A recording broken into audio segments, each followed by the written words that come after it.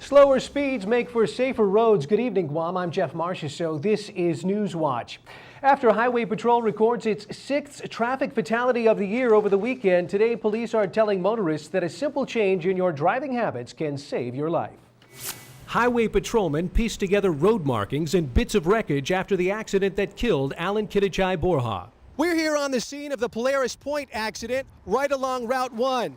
Police are telling us so far they're using all of the gadgets in their technical arsenal to try to get to the bottom of what happened here Sunday. The crash program also allows us to see a 3D view of it, so it's pretty neat how it comes GPD out. Spokesman says Borja's speeding motorcycle hit the back of an SUV after he tried to overtake a vehicle from the inside lane. Borja reportedly used his brakes to slow down, but couldn't do so fast enough to avoid rear-ending the SUV. There was multiple injuries, and he was not wearing a helmet. We don't have a helmet law here, but we do encourage that persons do wear helmets when they're riding motorcycles and adhere to the traffic laws because those machines are fast. While police may have the technical know-how to deconstruct nearly any accident, what they really want is for drivers to slow down. Pay attention to the speed limit. It's defensive driving. A lot of the speeds or crashes that we've had this year's fatalities involve excessive speed. That's a main character to every fatal crash that we've had. Now, following up on a story Guam Newswatch broke on Friday about campaign contributions and expenditure reports. Calvo Tenorio campaign chair Mike Benito refused an on-camera interview today, but told Newswatch that the team is in compliance with election reporting laws. However, Benito also stated that he would have to review contributions and expenditures of the campaign to determine whether Calvo Tenorio has reached the $100,000 reporting threshold. That is one of the triggers for filing an organizational report with the Election Commission. Election law clearly states that organizational reports must contain the amounts, dates of deposit, and the name and address of each individual donor contributing more than $100. Yet Calvo Tenorio's organizational report contains no contributions or expenditures. Newswatch asked Gutierrez-Uggan campaign chair Robert Lizama for his take on the law. Lizama says the law was explained very clearly to them when they picked up their packet, and they have been very careful to track their contributions and expenditures, including in-kind donations. The people of Guam, would like to know how and, what every contribution that comes into their camp or into our camp, are recorded properly and that are utilized in accordance to the campaign contributions. We will continue to follow the requirements of Guam Election Commission. Our team is all about transparency, and we will continue to adhere and meet the deadlines that are required of us as a campaign team of Gutierrez-Uggan. April 22nd is Earth Day, and for Guam, this celebration of the planet's precious natural resources couldn't be more appropriate as local and federal officials weigh the life-changing impacts of the military's proposed expansion plans.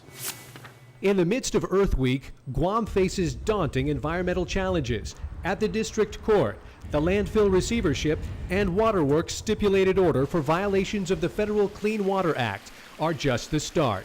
Today, Guam beholds an impending buildup that it can neither afford nor sustain. US EPA came out and it kind of was a wake-up call to the island that there are some major concerns with the DIS and the buildup as proposed and DOD's plans for the buildup.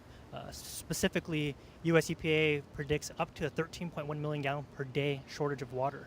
Okay, if that happens and the wastewater treatment plants aren't taken care of, we're talking about raw sewage contaminating our drinking water. So serious are the environmental concerns that President Obama sent highest-level environmental staff to see things for themselves in March. Chair of the White House Council on Environmental Quality, Nancy Sutley, serves as the principal environmental policy advisor to the president. We are committed to the principle of one Guam, where both civilian and military residents are served well. This visit is just one part of the work that the Obama administration is putting into assuring that the proposed buildup actions are done in an environmentally sound and sustainable way. Yet the issues before Guam are not all buildup related. U.S. Administrator for Region 9, Gerald Blumenfeld, says even without the massive military buildup, Guam faces a lot of work ahead. I think there's some real issues that need to be overcome in terms of how the infrastructure is improved just for the folks that are on island at the moment. So not even looking at the issues of the military buildup, we have some very serious concerns about the capacity of that infrastructure to serve the residents of Guam today. Build up or no build up, Earth Week on Guam takes on new meaning, given the serious environmental problems now frontline and center. A local business leader turns his passion for cycling into dollars for island youth. After the break. Welcome back. A party over the weekend marked the start of business leader Joseph Husline's attempt to cross America on his bicycle in the name of charity. Newswatch reporter Tina Chow on what Husline says will be his toughest challenge when the ride begins this fall. Flanked by members of the Guam Cycling Federation, Joseph Husline rides into the launch party for his coast-to-coast trek across the United States. This has been my home for the last 15 plus years, so it means the world to me to be able to come out, actually launch the event here. Crossing America on his bicycle has been on Husline's lifelong to-do list, with inspiration coming from the movie The Bucket List, starring Morgan Freeman and Jack Nicholson. We're supposed to make a list of all the things we wanted to do in our lives before we kick the bucket. Cutesy. It's pointless now. We could do this. The Take Care CEO is doing it not just for himself, but also raising money for the Big Brothers Big Sisters organization on Guam. He's been a longtime volunteer for the group and knows the positive influence mentors have on the island youth. They never turn their back on you, and they're always there for you. I just thought it would be great having a feeling that, hey, maybe I can do something nice for somebody, help out in the community. Husline is no stranger to tough rides, having completed many grueling events, from a stint at the Tour de France to the tops of Hawaii's tallest mountains, and now a 41-day trip across America. I think the toughest part will be through Oklahoma.